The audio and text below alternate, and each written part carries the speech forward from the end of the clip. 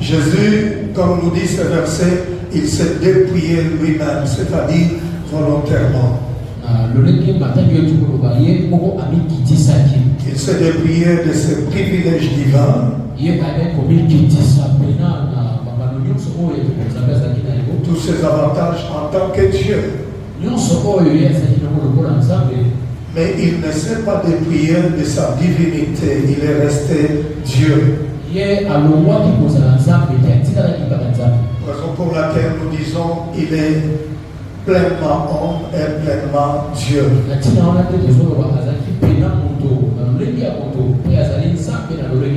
Et l'écriture ou la parole de Dieu n'oppose jamais l'humanité de Jésus à sa divinité.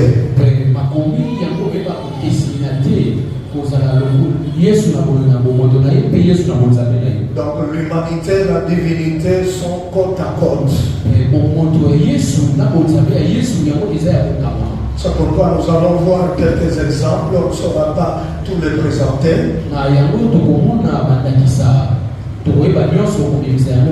On voit Jésus en tant qu'homme, il s'est fatigué. Mais c'est lui-même qui dit, vous tous qui êtes fatigués, venez, je vous donnerai du repos. Dans son humanité, on voit Jésus pleurer. Mais celui qui donne la vie, celui qui ressuscite. On voit Jésus, il a eu faim. Mais celui qui multiplie le poisson, le pain. Nous voyons Jésus prier comme tout homme. Et on voit la gloire de Dieu se manifester là où il priait. Jésus tentait, mais il n'a jamais péché. Il a manifesté qu'on peut être tenté et continuer à vivre dans la sainteté.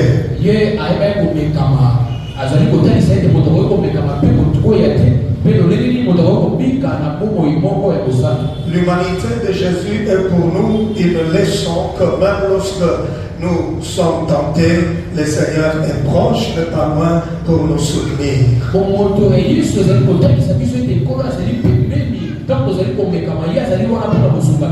C'est pourquoi cet enseignement entre dans le cadre de reconnaître notre salut. Pourquoi Jésus est venu dans ce monde.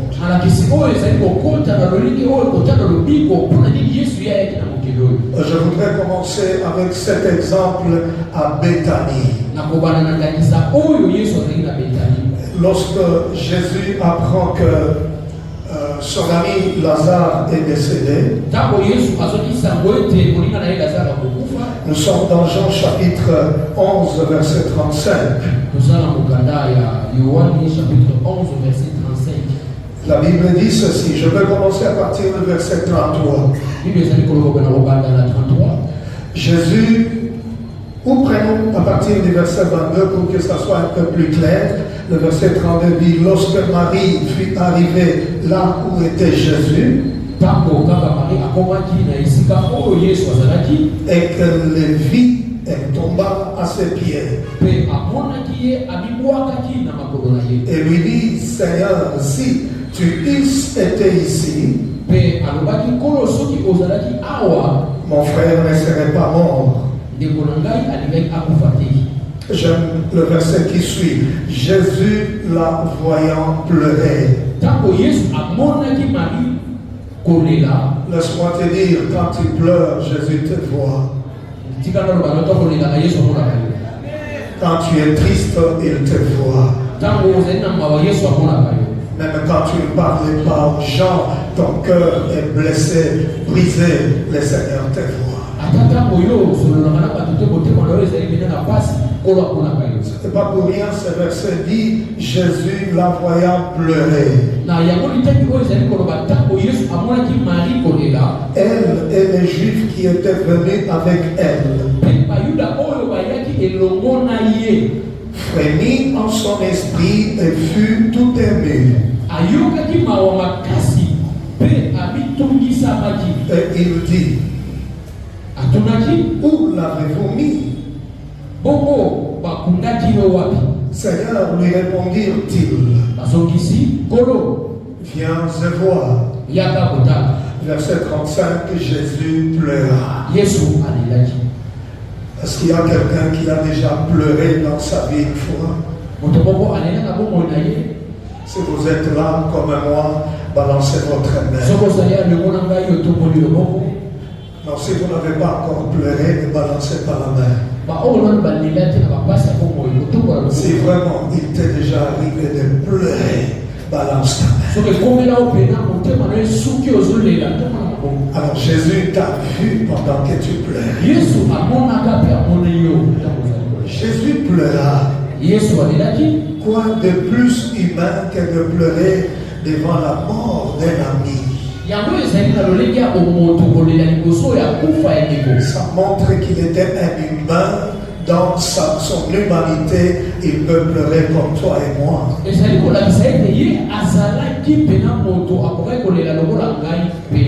Ça, c'est dans son humanité. Pas Jésus comme Dieu. Mais regardez maintenant la réaction dans sa divinité. Jean chapitre 11. Nous sommes toujours dans Jean 11. Verset 43 jusqu'au verset 44. Jean 11, 43, 44. Ayant dit cela, il cria d'une voix forte, Lazare sort. Et le monde sortit, les pieds et les mains liés de bandes, et le visage enveloppé d'un linge. Jésus leur dit, déliez-le et laissez-le aller.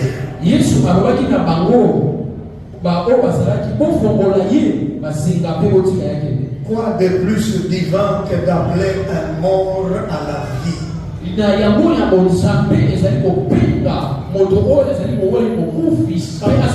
Ça, ce n'est pas dans son humanité, ce n'est pas Jésus comme homme. En tant qu'homme, il est limité, il a des limites comme toi et moi. Mais dans sa divinité, il ordonne. Lazare sort. Et la mort écoute la voix du Créateur. La mort obéit à la voix du Créateur. La mort lâche Lazare qui ressuscite. Là, Jésus montre qu'il est Dieu. C'est pour nous dire que les deux natures sont côte à côte.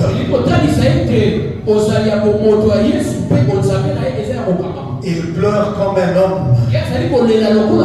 Il ressuscite Lazare comme Dieu. J'aimerais dire à quelqu'un, la résurrection des morts, c'est une réalité. Nous pouvons mourir faibles. Les corps vieillis, le corps est malade, le corps à un moment donné n'aura plus de force. Et cela montre que nous sommes des humains. Le même Jésus qui a ressuscité Lazare, il dit que ceux qui meurent en Christ reviendront à la vie. Alors l'exemple de Lazare est un enseignement pour nous qu'un jour, même si nous quittons la terre maintenant, nous allons revenir à la vie pour l'éternité. Gloire au Seigneur.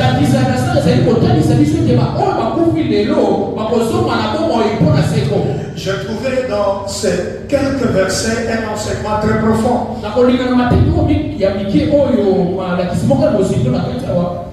Quand on parle de pleurs dans la Bible, dans l'évangile de Jean, j'ai découvert pendant ma méditation qu'il y a 3 verbes différents pour parler de pleurs.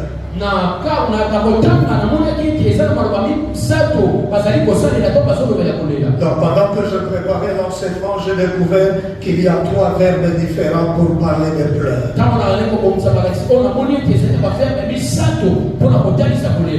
Les pleurs de Marie, c'est différent des pleurs de Jésus. Ça, c'est merveilleux d'apprendre cela. Au verset 33, Jean 11, 33. Jésus, la voyant pleurer, donc Marie pleurait. Le mot ou le verbe qui a été employé là, c'est différent du mot ou du verbe employé par le Seigneur.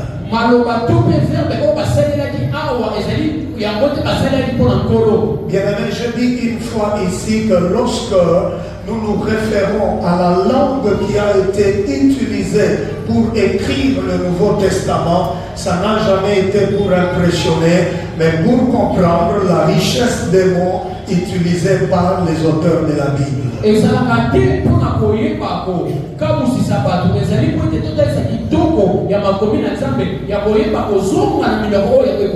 En français, pleurer, on dit pleurer, tout court. Et ça se limite là, ça montre pas la différence des 3 verbes différents.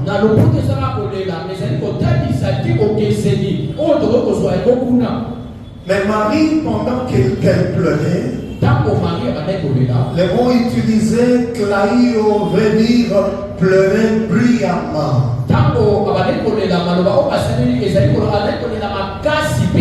C'est-à-dire se lamenter publiquement.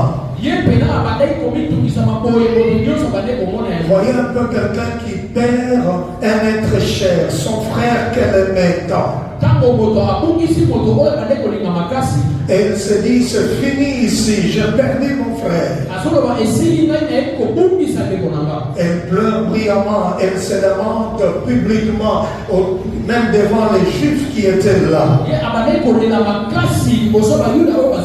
Elle exprime une douleur visible. Tout le monde peut comprendre. Cette femme, Marie, est triste. Elle a perdu un être cher. À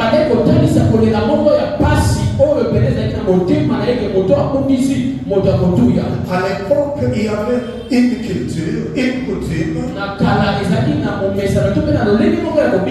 Il y avait des femmes qu'on appelait de pleureuses professionnelles.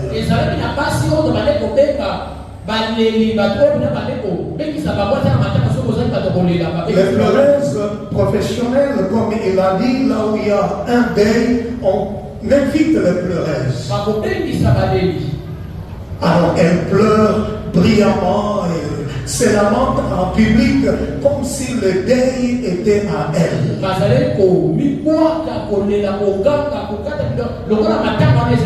Vous savez, il y a des personnes comme ça.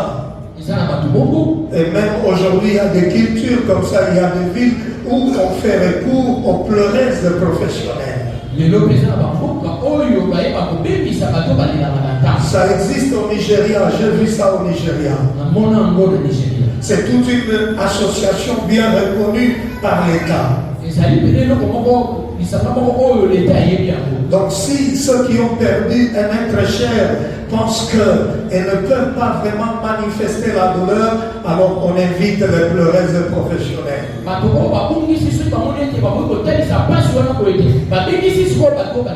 Elles sont vraiment bien talentueuses dans ça. Elle récupère l'affaire, elle récupère le deuil.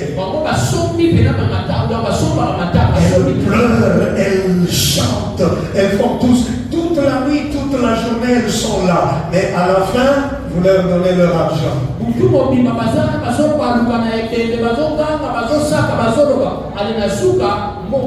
Même si dans la famille il n'y a pas beaucoup de gens, on invite les pleureuses professionnelles. Donc c'est une culture qui ne date pas d'aujourd'hui. Ça remonte de très loin. Alors ces femmes pleuraient avec cris. Pleurer avec sanglots, avec gestes. C'était une douleur extériorisée. Elle montrait que nous avons la douleur. Même si le deuil ne nous appartient pas, mais nous, on montre la douleur.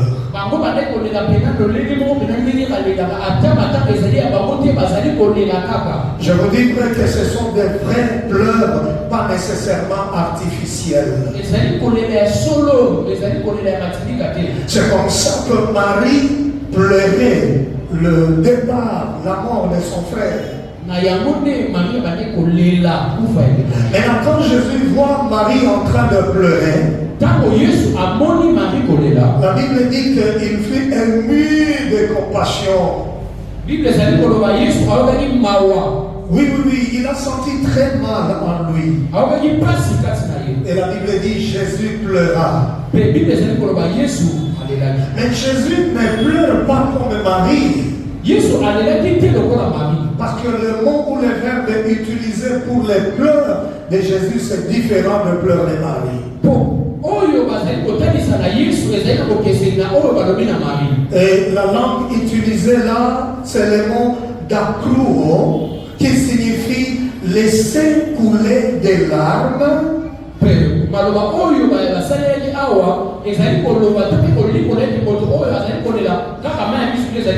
Merci. Couler des larmes discrètement, silencieusement. Donc quand Jésus voit Marie en train de se lamenter publiquement, elle extériorise sa douleur, Jésus la regarde. Et pendant qu'il la regarde, les larmes coulent discrètement, silencieusement. Ça c'est important et c'est merveilleux.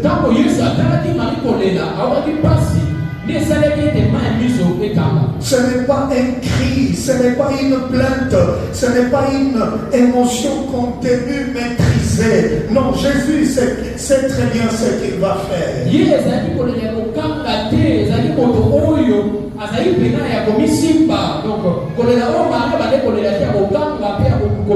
Il pleure en tant qu'homme. Ce sont des larmes réelles qui coulent. Mais sans lamentation rituelle. Pourquoi sans lamentation? C'est parce que Jésus savait ce qu'il allait faire comme Dieu. J'aimerais dire à quelqu'un ce matin, quand Jésus te regarde, il voit ta douleur, il voit ta souffrance, il voit tes peines, il compatit avec toi.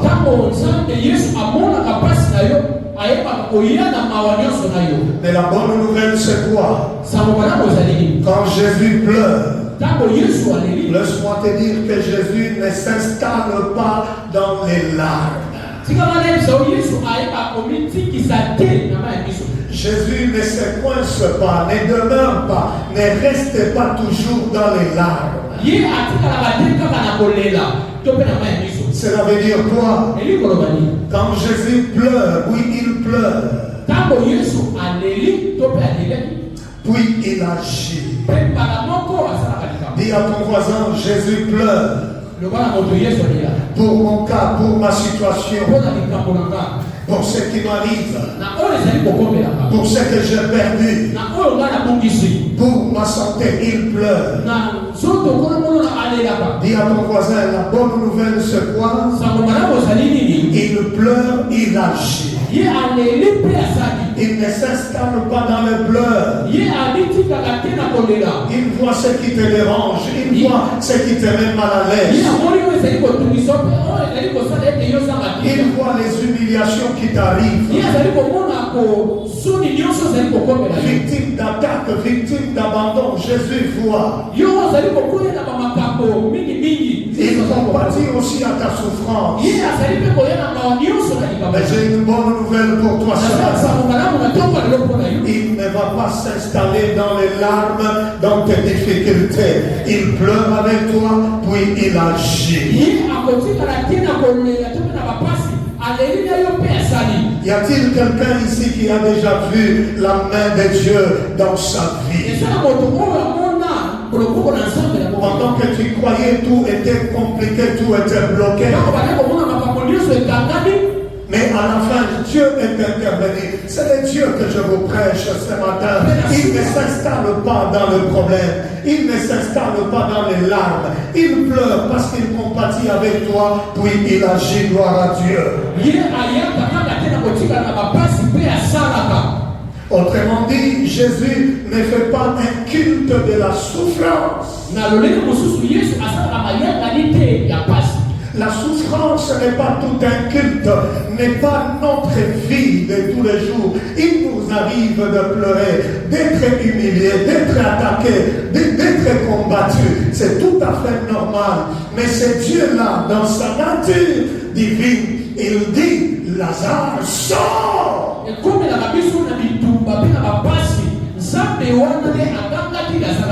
Écoutez bien aimé, on peut te dire non, on t'a lié à un arbre, on t'a mis dans une bouteille. Toi, ton problème ne t'occupe pas de ces gens. Marche avec celui qui a double nature.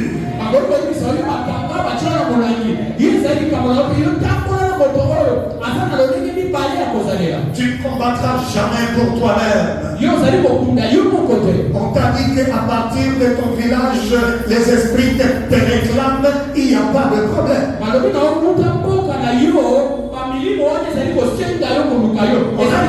On t'a dit qu'on a lié, on a ligoté ta fécondité à un arbre au village. Il n'y a pas de problème. Je vais dire à quelqu'un, ne panique jamais devant les prophéties qui intimident. Ne panique jamais devant les paroles négatives. Ton problème, c'est de marcher avec le créateur des cieux et de la terre. Celui qui a accepté de se dépouiller lui-même. Il a abandonné le privilège divin pour compatir à ta souffrance. Oui, les sanctions bloquent ta vie, il n'y a pas de problème.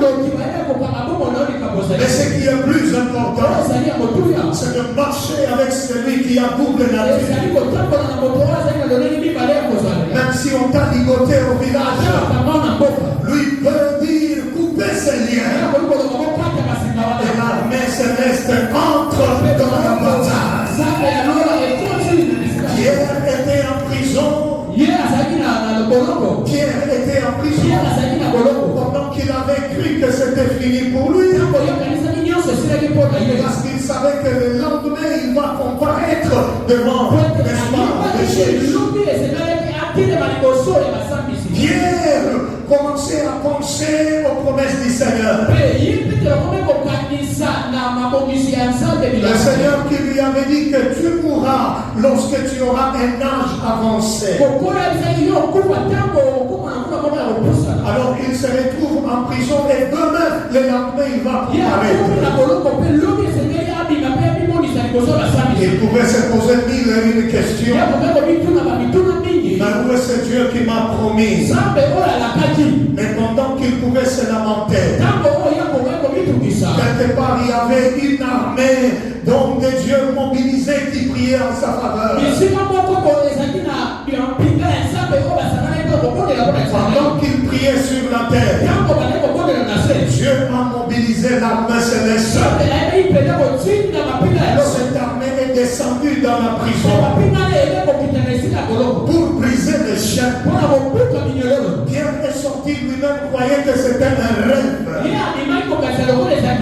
Je vais rappeler à quelqu'un, marche avec celui qui a double nature. Tu peux arriver à un point, tu penses que c'est fini pour toi. Non, ce n'est pas encore fini. Il y a le roi des rois, le Seigneur des seigneurs, qui donne la vie au mort, qui commande à la mort de lâcher, qui ressuscite le mort. Ce Dieu n'a pas changé, il est le même. Hier, aujourd'hui, éternellement. Et il va encore se manifester dans ta vie. Bien-aimé dans le Seigneur, pourquoi Jésus pleure? Jésus ne pleure pas parce qu'il va perdre Lazare. Non. Il ne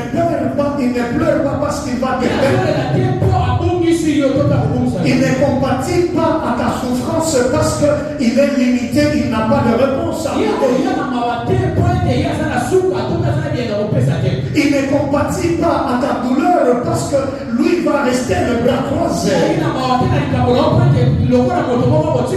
Jésus ne pleure pas parce qu'il va perdre Lazare. Il savait ce qu'il allait faire. Il pleure et la Bible nous donne 3 causes. Premièrement, il pleure à cause de la douleur qu'avait Marie. Comme nous l'avons vu dans Jean chapitre 11, verset 33. Quand Jésus voit Marie pleurer, j'encourage quelqu'un ce matin de venir pleurer dans la maison de Dieu. Je t'encourage de venir pleurer à l'église. Viens pleurer le mardi dans la prière, pleure. Quand tu pries à la maison, parle de tes problèmes à Dieu. Et quand il voit Marie pleurer, la Bible dit, il fut profondément ému. Les mots sont très importants dans la Bible. Profondément ému. Quand le Seigneur est profondément ému, c'est parce qu'il ne veut pas laisser la situation telle qu'elle est. Est-ce que quelqu'un me comprend ce matin? Quand il est profondément ému, c'est parce qu'il a une réponse, il a une solution. Profondément ému, ça veut dire bouleversé. Indigné pour ton cas. Donc Jésus est affecté par la souffrance des hommes. Et voilà pourquoi il a pris la nature humaine. Quand il est venu dans ce monde, il n'a pas pris la nature des anges. Mais il a existé pleinement comme un humain. Je te rappelle ce matin, il est affecté par ta souffrance. Parfois ça ne sert à rien de parler de ta souffrance aux humains. Les hommes peuvent se moquer de toi pendant que tu tournes ou ils te tournent le dos. Ça sera la première personne à raconter aux autres. Il avait ici un travail, il se croyait le plus fort, le plus béni. Il était ici, il avait une voiture, il se croyait arrivé. Voilà ce qu'il est devenu aujourd'hui. Bien-aimé dans le Seigneur, ne révélez pas vos problèmes, vos souffrances à tout le monde, à n'importe qui. L'homme ne fera rien. Parlez de vos problèmes au Créateur, celui qui a tout démenti. L'homme peut te donner quoi? L'homme peut faire quoi? Mais seul le Créateur, bien-aimé, il n'y a aucun homme qui peut atteindre le niveau de Jésus. Quand il te voit pleurer, il est profondément ému.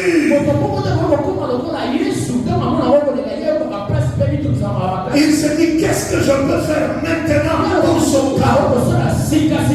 Il y a toujours une solution que l'homme ne te donnera jamais. Pleure dans la présence du Seigneur. Présente tes problèmes à Dieu. Alléluia. Et quand il est ému, il agit toujours. Bien-aimé, Jésus pleure à cause de la présence concrète de la mort. Il voit son ami Lazare qu'il aimait dans le tombeau. Jésus pleure. Pourquoi il pleure? Son ami est dans le tombeau. Le tombeau n'est pas abstrait, c'est une réalité. Le corps de son ami est là. Ça c'est très fort. La personne qu'il aimait, son ami. Mais l'ami est parti. Même si Jésus va les ressusciter, mais pourquoi il pleure? Après avoir vu Marie pleurer, mais il pleure encore pour une autre raison. Jésus fait face réellement à ce que le péché produit. La mort, c'est le résultat, la conséquence du péché. Jésus voit les personnes qu'il aime doivent passer par la mort. Comme conséquence du péché, ils doivent mourir. Raison pour laquelle Jésus est allé à la croix. Pour dépouiller la mort, pour détruire la mort. Raison pour laquelle ceux qui meurent en Christ dorment, comme dit la Bible. Ils ne meurent pas pour toujours parce qu'ils vont revenir à la vie. Et nous tous, nous devons passer par là. Alléluia. Et il m'arrive parfois quand je prêche dans le programme de veille, je pose toujours la question, je n'ai jamais habitude. Où je dis toujours aux personnes, je dis, dites à ton voisin, dites à votre voisin que tu vas aussi mourir. N'est-ce pas, ancien Florent? Je n'ai jamais habitude de le faire. Mais bien souvent, ce que je constate, c'est quoi? Les gens ont peur de le dire. Les gens ont peur de le dire. Dites à votre voisin que tu vas mourir.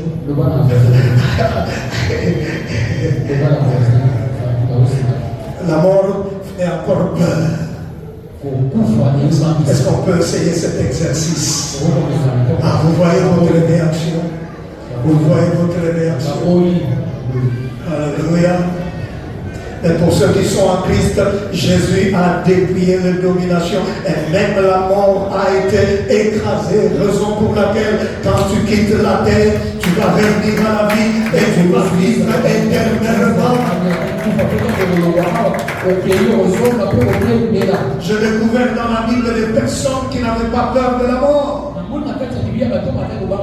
Paul pouvait dire, maintenant, je peux partir, mais ce qui me retient, c'est cette œuvre. Siméon également, après avoir pris Jésus dans ses bras, il dit, maintenant je peux partir. Il a déjà dit et qui peut le dire? Alléluia. Alléluia. Les chrétiens ont tellement peur de la mort, tandis que les terroristes qui n'ont pas foi en Dieu n'ont pas peur, les kamikazes n'ont pas peur de la mort. N'est-ce pas? C'est pourquoi quand on te dit je vois l'esprit des morts entrer dans ta maison, tu ne pries pas parce que tu as foi en Dieu, tu pries parce que tu as peur de mourir.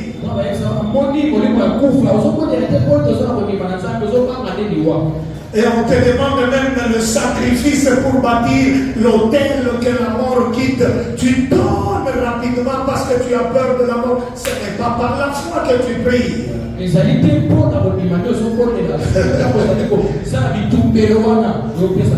un pasteur qui est canadien, le docteur Calon. Mon père que j'aime beaucoup. Un jour, quelqu'un lui dit, prophète, lui dit, je vois la mort venir. La mort? Mais c'est le destin de tout le monde. Mais on doit passer par là. Est-ce qu'il y a un problème? Décourager les faux prophètes qui viennent avec le message d'intimidation. Dites-leur que la mort, ce n'est pas une perte pour Dieu. C'est le retour à la maison. Ah, tu vois, tu n'as pas dit amen, hein? Ah, ton amen est faible. Alléluia. Alléluia. C'est pourquoi la Bible parle du corps chair du corps de gloire. yango Bible ezali kolobela nzoto ya nkembo Nous n'aurons pas le même corps le jour de la résurrection. tokosala na nzoto oyo te mokolo ya lisekwa. Alléluia. Gloire à Jésus.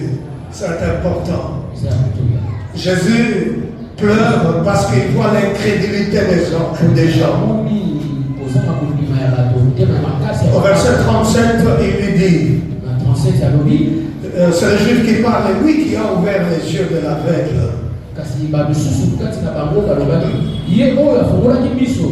Ne pouvait-il pas faire aussi que cet homme ne mourrit point? Ça, c'était la limite de la foi humaine. Parce qu'ils n'ont pas compris la mission de Jésus. Donc pour eux, Jésus est venu que pour ressusciter les gens. Jésus est venu pour aller à la croix. Verser son sang à la croix. Nous racheter, n'est-ce pas, de là où on était condamné dans le maître de l'ennemi, quitter le ténèbre pour aller dans le royaume de lumière.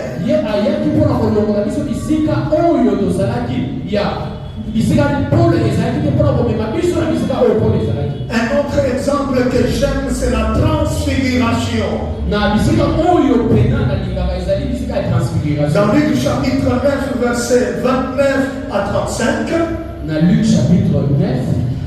Là aussi nous voyons, n'est-ce pas, les deux natures côte à côte.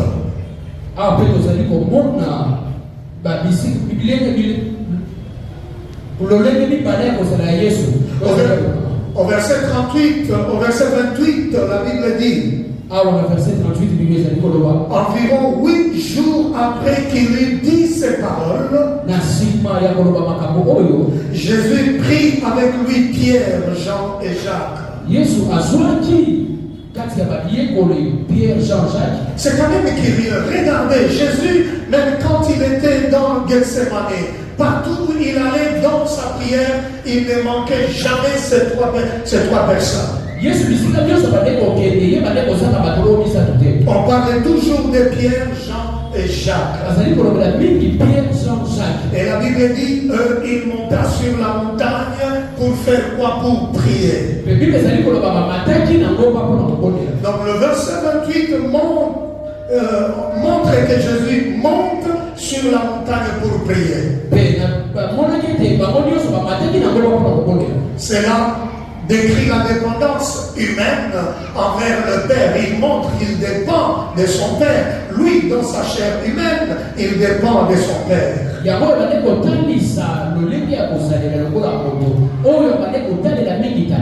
Parfois les gens ne comprennent pas et disent, mais lui qui est Dieu, comment il pouvait prier? Comment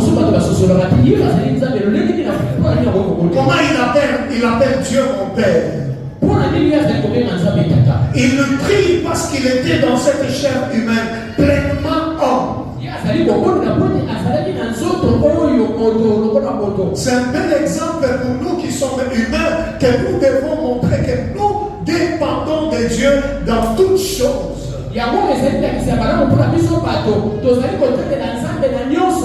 C'est pourquoi nous prions. Jésus prie en tant qu'homme. Mais au verset 29, la Bible dit pendant qu'il priait, l'aspect de son visage changea et son vêtement devint d'une éclatante blancheur. Et le verset 35. Et de la nuée sortit une voix qui dit, celui-ci est mon fils élu, écoutez-le. Son visage est transfiguré. Là, ça montre sa nature divine, Jésus comme Dieu. En tant qu'homme, il prie. Je t'encourage d'aimer la prière. Je t'encourage de prier encore. Prie encore, prie encore. Prie encore, prie. Prie jusqu'à quelque chose arrive. kino eloko moko ekokoma. Il est le Dieu qui écoute la prière de ses enfants. Azali moto oyo nzambe oyo ayokoka mabondeli ya Même bana. si tu pries pendant un mois, tu ne vois pas la réponse. Ate yo ozali kobondela uta sasa Ne dis pas que je déjà prié assez. Tu n'as pas encore prié. Prie encore. koloba te nabondeli mingi no nabondeli te bondela lisusu. Cela montre que tu dépends de Dieu. Prie encore. yango ozali kotalisa ete yo sotaelaka na nzambe bondela. Comme nous avons entendu ce témoignage par l'ancienneté de. donc toyokani litatoli oyo par aitede. Prie encore. Le dimanche passé, j'ai dit qu'il y a toujours des témoignages. Quand les mamans prient, Dieu agit. Partout Dieu agit. Quand tu pries. Le problème, c'est de prier avec un cœur sincère, vrai. Il faut être vrai. La Bible dit les gens prient mal, c'est pourquoi ils ne reçoivent rien. Tu ne peux pas prier pendant que tu gardes une dent jaune contre ton frère, contre ta soeur. La Bible dit avant même d'apporter ton sacrifice, ton offrande, arrange d'abord avec ton frère, avec ta soeur.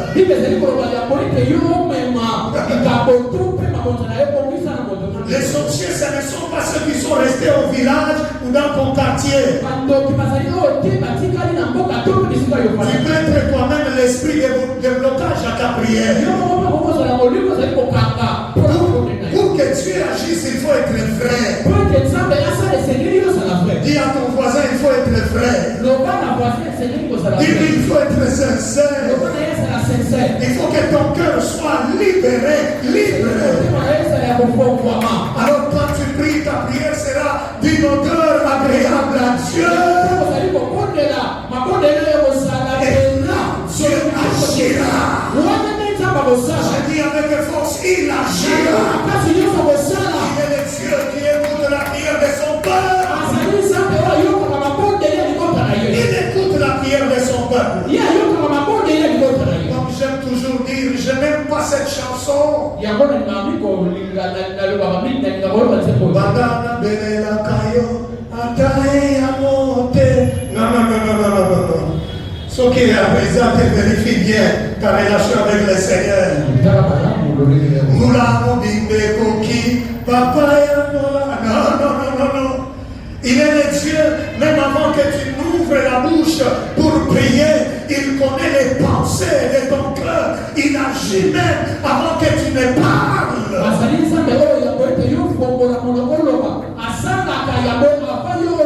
Dis à quelqu'un, mon Dieu écoute ma prière. Non, tu n'as pas bien parlé, qu'il te soit fait selon ta foi. Dis à quelqu'un, mon Dieu écoute la prière. Chaque fois quand je me retire pour me recueillir, il écoute ce que je lui dis. Il agit. Et je le vois à l'œuvre. J'étais malade, il m'a guéri. J'étais sans logis, il m'a donné la maison. J'étais dans le chômage, il m'a donné le travail. J'étais célibataire, il m'a donné le mariage. Sans enfant, il m'a donné les enfants. J'étais faible, il m'a donné la force. J'étais mourant, il m'a ressuscité. Je peux marcher avec ce Dieu. Il n'a pas changé. Il est le même. Aujourd'hui,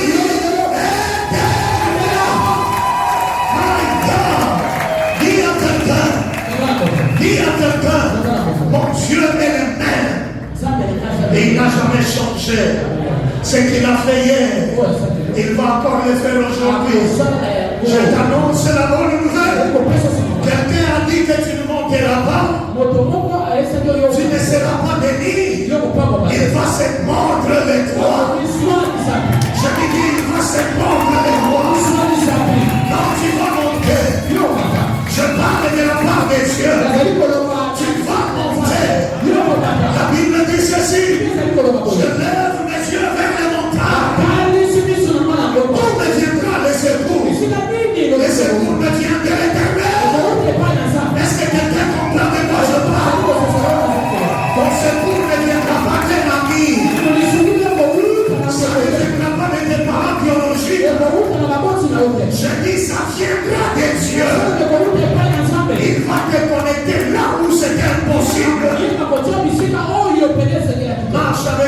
y a double nature. Alléluia. La transfiguration du Christ nous montre davantage la gloire avec laquelle Jésus reviendra pour juger le monde. Et quand il est transfiguré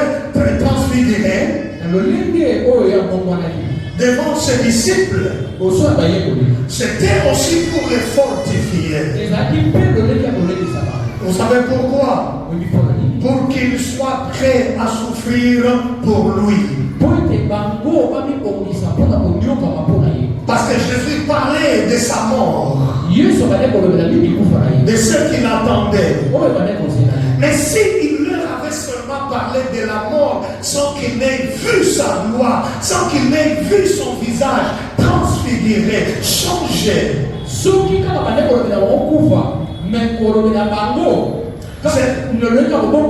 ces gens n'allaient pas comprendre le chemin de la croix. Ils allaient penser que la croix c'est la fin. Ils n'allaient pas comprendre que le chemin qui mène, le chemin de la croix mène à la gloire. Bien-aimés, je vous encourage ce matin de souffrir pour le Seigneur. Je vous encourage de souffrir pour le Seigneur. Et que toi-même tu sois conscient, si je souffre là, c'est pour Dieu. Ce qui m'arrive là, c'est pour Dieu. Vite était le Seigneur, je n'allais pas me retrouver dans cette souffrance. Je n'allais pas accepter. Oui, j'accepte parce que c'est lui. Il y a toujours la gloire qui vient après la souffrance juste. C'est comme ça quand Jésus était avec ses disciples. On parlait de la transfiguration. Oui, ça c'est merveilleux. Et puis les disciples qui étaient d'abord accablés de sommeil. Après, ils furent rendus capables en se réveillant d'être témoins de ce qu'ils ont vu. Mais seulement ils n'ont pas compris une chose. Quand ils ont vu la gloire, et ils vont dire tout de suite, ça c'est Pierre qui parle. Pierre dit au Seigneur, Maître, il est bon que nous soyons ici. Demeurons ici. Dressons 3 tentes. Ça semble être un bon conseil. Hein? Il voulait rester dans cette gloire-là. Il dit une tente pour toi, une pour Moïse et une pour Élie. La Bible dit qu'il ne savait pas ce qu'il disait. Cela veut dire quoi? Jésus, malgré cette gloire qui est venue, il a continué à parler de sa mort. Cela veut dire tout simplement, la gloire de Dieu, tu la vivras. Tu verras la main de Dieu. L'élévation, tu la verras, tu l'auras. Je dis très bien, Dieu va t'élever. Dieu va te positionner, c'est indiscutable. Quand je vois mon fils Emmanuel là, c'est beau. Voilà, un beau costume depuis un temps. Quand je vois cet enfant qui venait, qui marchait à pied, chaque jour il était au culte. Aujourd'hui, c'est parmi les magistrats que nous avons dans l'église. Un beau costume toujours. Et papa René a dit, marie-toi maintenant. Est-ce que tu as trouvé? Tu as trouvé? Pas encore. Nous allons t'aider. Ancien rico, n'est-ce pas? Voilà, merci. Tu attends quoi encore? Tu attends quoi encore? Il faut ouvrir les yeux.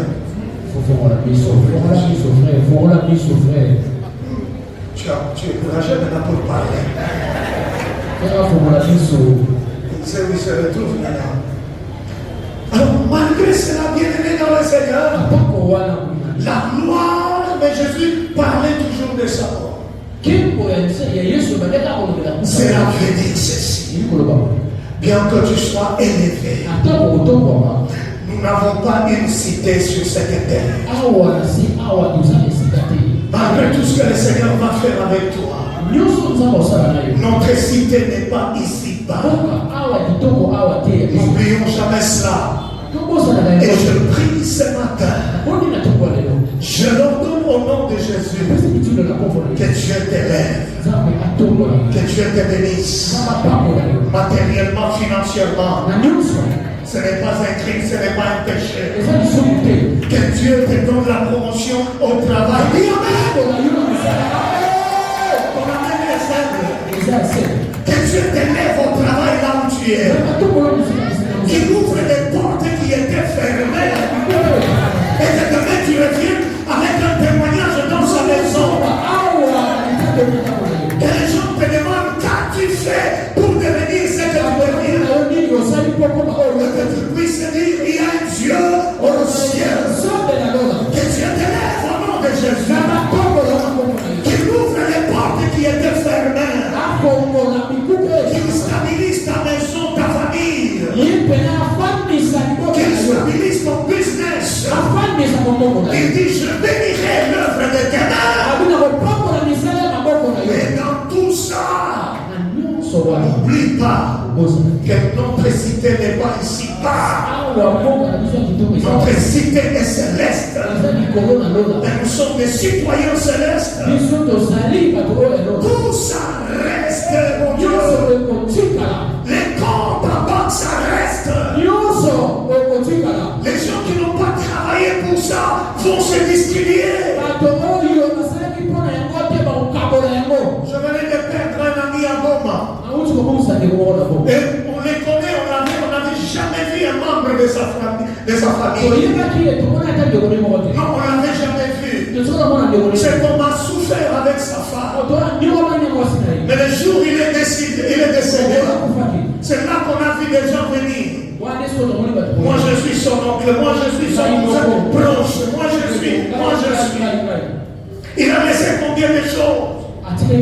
Qu'est-ce qu'il a laissé? Combien de véhicules? Bien-aimés dans le Seigneur, quand ils sont venus ramasser les choses pour lesquelles cet homme a souffert à travailler,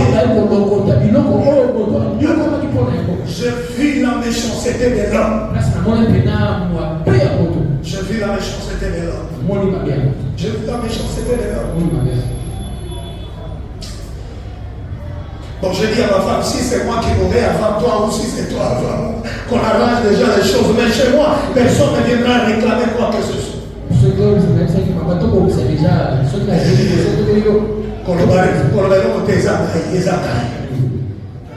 Je sais ce que je souffrais avec cette femme. Où elle m'a trouvé. Et qu'est-ce qu'elle a fait dans ma vie? Après la mort, il y a toujours des oncles qui viennent d'être loin. Parfois qu'on n'a jamais vu dans la maison. Quand j'ai vu les véhicules sortir de la maison partir, je parlais avec le pasteur Guéman et j'ai dit, mais ça fait très mal. Et lui aussi me dit, en tout cas, mon frère, j'étais prêt. Il était prêt. Ça énerve. C'est ça l'homme. Ils viendront chercher ce que vous avez laissé là. Ils viendront déranger même les enfants. Ils viendront demander, il a laissé combien de maisons? Alléluia. Et je dis à quelqu'un, bon, on s'occupe d'Antouni, papa a Koufi d'Antouni, a dit combien? Tu seras content. Bien. Pour finir avec ce dernier point, Jésus fatigué, mes sources du repos. Fatigué, mes sources du repos. Dans Jean chapitre 4, verset 6. On les voit fatigués, assis, s'assis près du puits.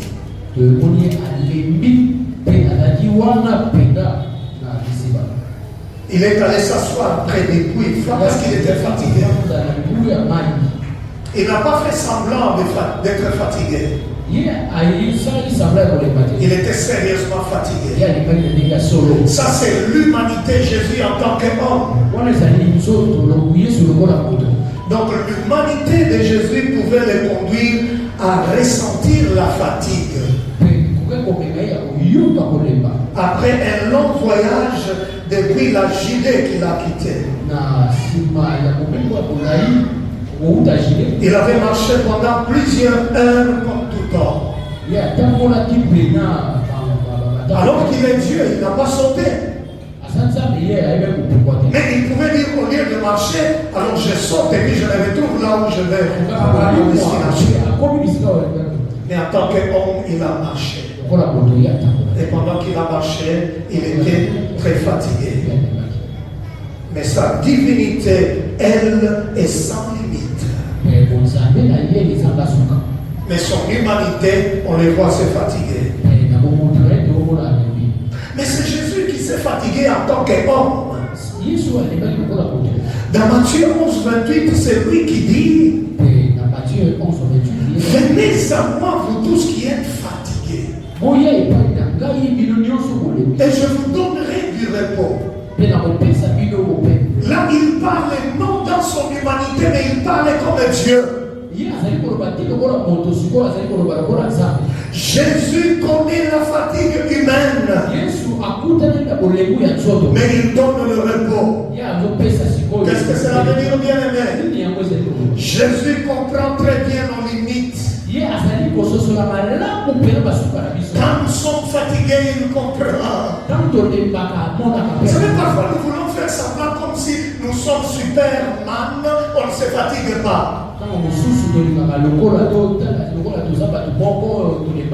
Est-ce que tu as cette nature humaine? Est-ce que tu as cette chair? Que tu le veuilles ou pas, en tant qu'homme, tu dois te fatiguer.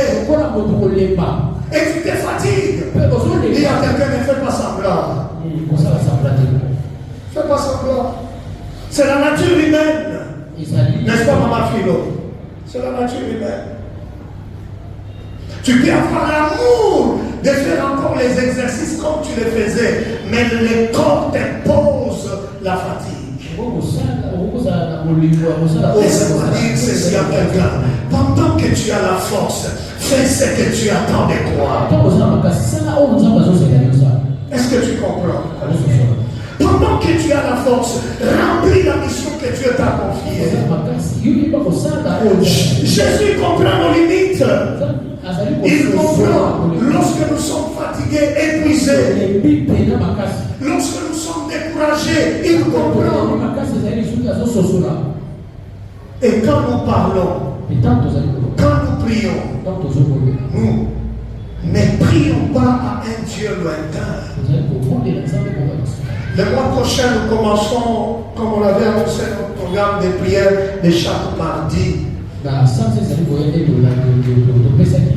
Nous serons en jeûne et prière chaque mardi pendant les 4 semaines. Maintenant, écoutez, quand vous venez pour prier, vous priez un Dieu qui n'est pas lointain. C'est un Dieu qui connaît tes limites, qui voit quand tu es découragé,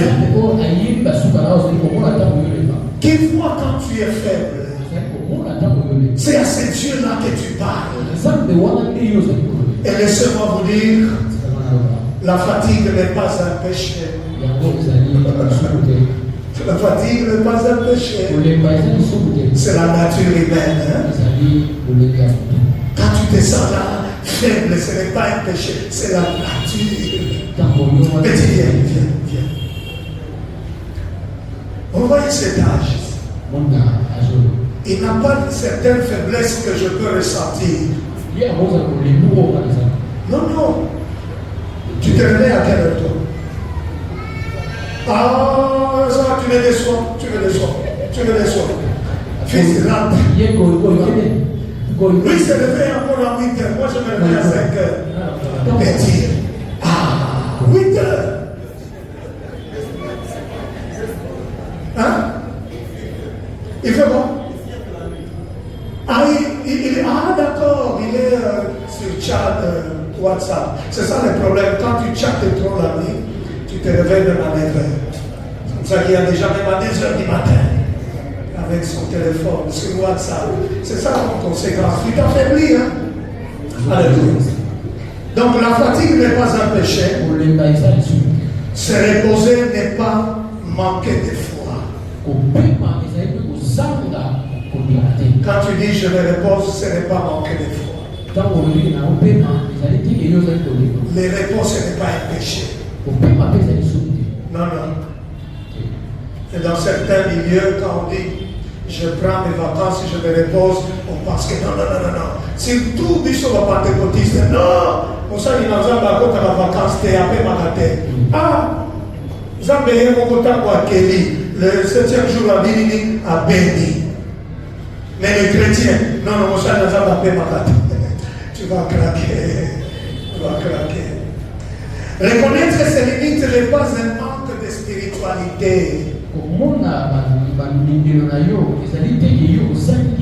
Reconnaître ses limites n'est pas un manque de spiritualité.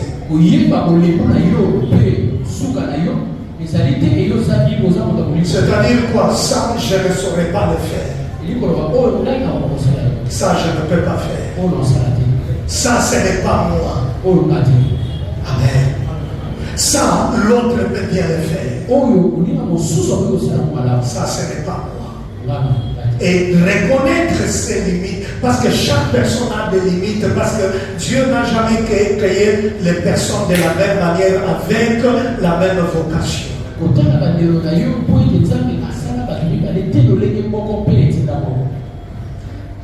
Comme sur l'initiation, la bonne chamaille, l'adoration, a dit, papa, pardon.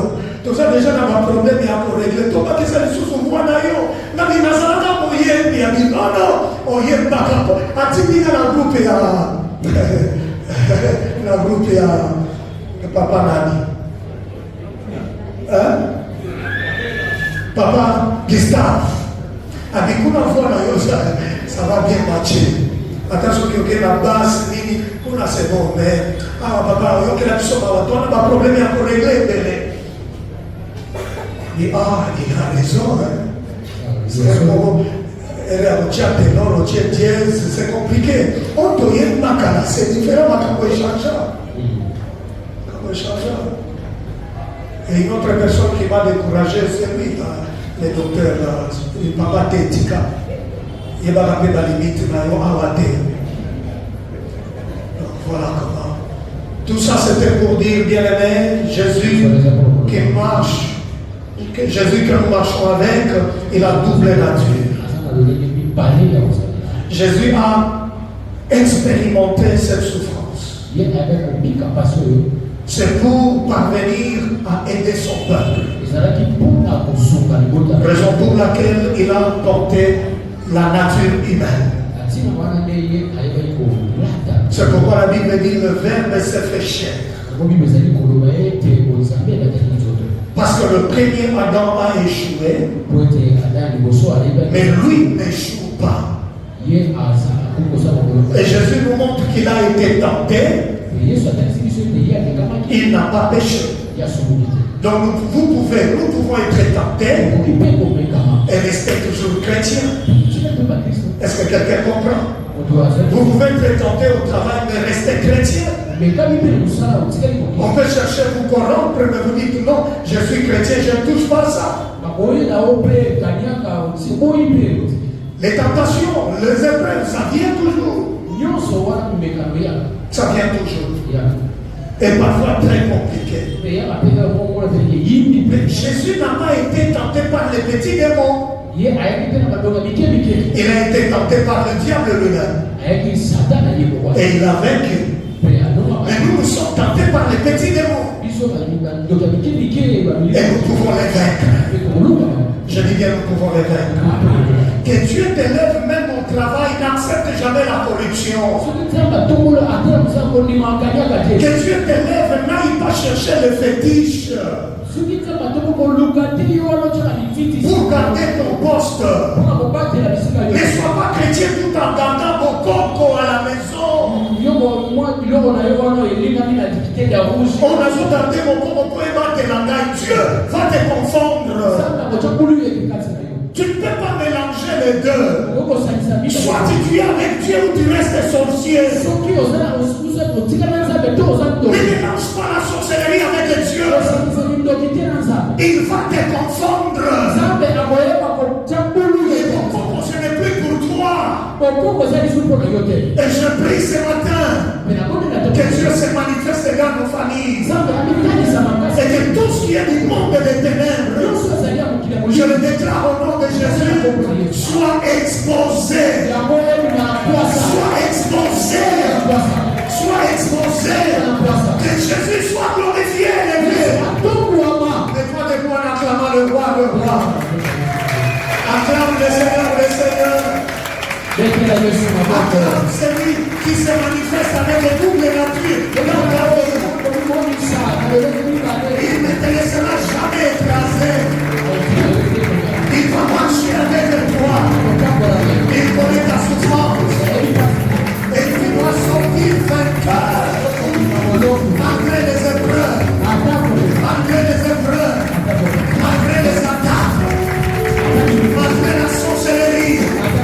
Toi tu vas sortir vainqueur. La maladie tu seras guéri. Au guerre du chômage, il te donnera du travail. Il santé médiocre, il te donnera une bonne santé. Chômeur, tu auras du travail. Célibataire, il te donne les mariages. Il te donne les enfants. Il bénit ton commerce. Acclame Jésus. Acclame le roi, le roi. Acclame le Christ glorieux. Est-ce que tu peux lui dire merci?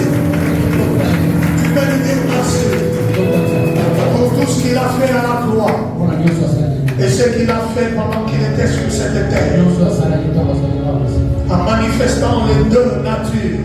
Le faible, mais celui qui appelle ceux qui sont fatigués pour leur donner du repos. Ouvre ta bouche, commence à le bénir. Parce que pendant que tu vois ta faiblesse, il y a un Dieu qui donne la force. Il y a un Dieu qui réconforte. Pendant que tu pleures, il y a un Dieu qui ressuscite. Il peut ressusciter ce qui est mort en toi. Oui, il peut le faire. Alors j'aimerais, si tu as compris, que tu ouvres ta bouche, tu le lèves. Que tu bénisses son nom. Que tu bénisses son nom.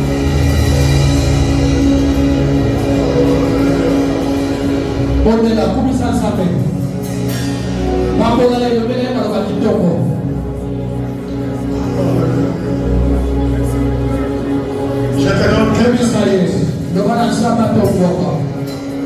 Je te donne quelques minutes pour élever le nom de ce grand Dieu qui manifeste le bien nature dans notre vie. Il a pris la nature humaine pour expérimenter ce que tu expérimentes aujourd'hui. Il ne t'abandonnera jamais. Et ce matin, il va manifester sa nature divine dans ta vie. Si tu es malade, peut-être adore-le seulement. Ton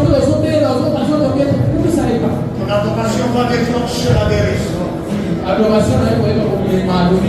déclencher le miracle. Tu as connu un problème au travail, adore-le seulement. Il va ordonner, il va ordonner. Il va ordonner. On t'a donné une prophétie négative. On t'a dit tu vas mourir.